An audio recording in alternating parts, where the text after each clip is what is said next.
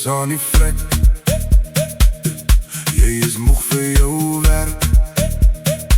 Jy sit en wacht vir die naweek. Dit is nou nie meer lang nie. Soos Harry sê, dit is 15:15 Vrydag. Dan is jy weer vry.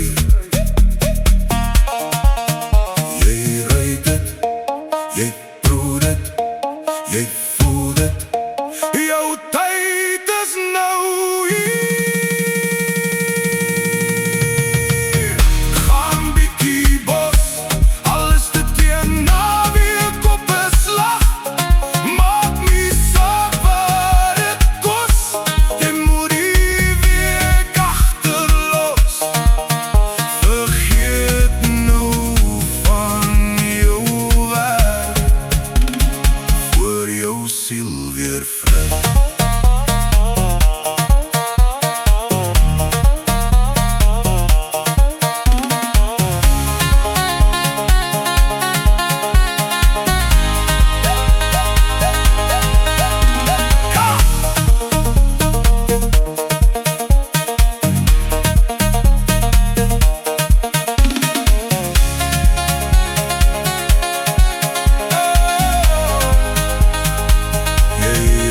Vir die drama wat jy die week moes aanvaar.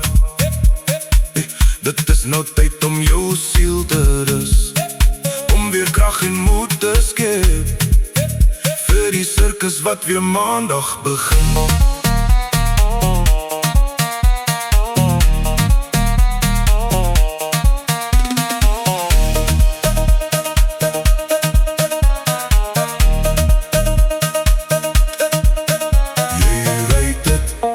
Jy proe dit,